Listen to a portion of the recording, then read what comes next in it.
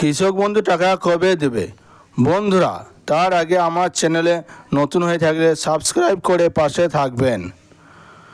রাজ্যে কৃষকরা এবার আরও দ্রুত সরাসরি পাবেন সরকারি প্রকল্পের সুবিধা। কৃষি দপ্তরের তরফ থেকে জোরদার উদ্যোগ নেওয়া হয়েছে যেন কৃষক বন্ধু, মৃত্যুকালীন সাহায্য, জয় বাংলা পেনশন, ফসল বীমা এসব প্রকল্পের টাকা কৃষকদের হাতে পৌঁছায়, তাও যেন সরাসরি বাড়িতে গিয়ে। শুক্রবার এক গুরুত্বপূর্ণ বৈঠকে কৃষিমন্ত্রী শোভনদেব চট্টোপাধ্যায় জানিয়ে দিয়েছেন, এবার আর চুপচাপ অফিসে বসে থাকার সময় নয়।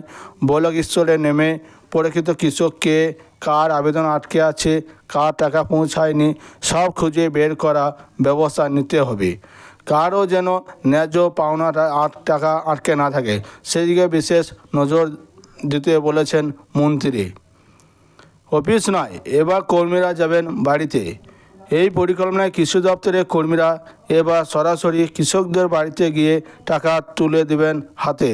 পরে ওই পরিবারের কাছ থেকে স্বাক্ষর নিয়ে রিপোর্ট পাঠাতে হবে জেলার দপ্তরে। সেখান থেকে যেটা যাবে নবান্নে। প্রতি কিছুদিন অন্তর জেলা আধিকারিকদের এই বিষয়গুলো খতিয়ে দেখে রিপোর্ট দিতে হবে। কৃষক বন্ধু প্রকল্প, যেখানে বছরে কৃষকদের 2 কিস্তিতে টাকা দেওয়া হয় কিংবা মৃত্যুর পর পরিবারকে আর্থিক সহায়তা, এই প্রকল্পগুলি আবেদনে বেশি জটিলতা থাকে, তাই এই দিকগুলো বেশি নজর দিতে বলা হয়েছে। বৃদ্ধ কৃষকদের জন্য বার্ধক্য ভাতা ক্ষেত্রেও একই নির্দেশ দেওয়া হয়েছে।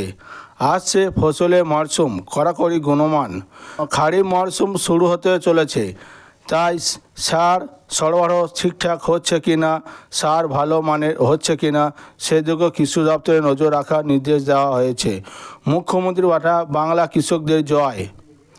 এদিকে বৃহস্পতিবার মুখ্যমন্ত্রী মমতা বন্দ্যোপাধ্যায় নিজের সমাজ মাধ্যমে বাংলার কৃষিক্ষেত্রে সাফল্য নিয়ে গর্ব করে জানান, 2024-25 সালে রাজ্যে ধান উৎপাদন হয়েছে 256.53 লক্ষ মেট্রিক টন, যা একটা রেকর্ড। তিনি লেখেন, আমরা যে কৃষকদের পাশে ছিলাম, কৃষক বন্ধু, শস্য বীমা, যন্ত্রের সাহায্যে, খাজনা মুকুব, সুফল বাংলা আর সরকারি দামে নিশ্চিত ফসল বিক্রি, এই নীতিগুলো যেন বাস্তবে কাজে লেগেছে, তার প্রমাণ এই সাফল্য। মুখ্যমন্ত্রী বাংলা কৃষকদের এই কীর্তির জন্য শুভেচ্ছাও জানান। স্থানীয় কৃষকদের মুখে হাসি। এসব ঘোষণা বৈঠকের নির্দেশে গ্রামে কৃষকদের মুখে এখন আশার আলো। অনেকে বলেছেন, আগে টাকা আসতে অনেক দেরি হতো, মাঝে মধ্যে ফর্ম হারিয়ে যেত।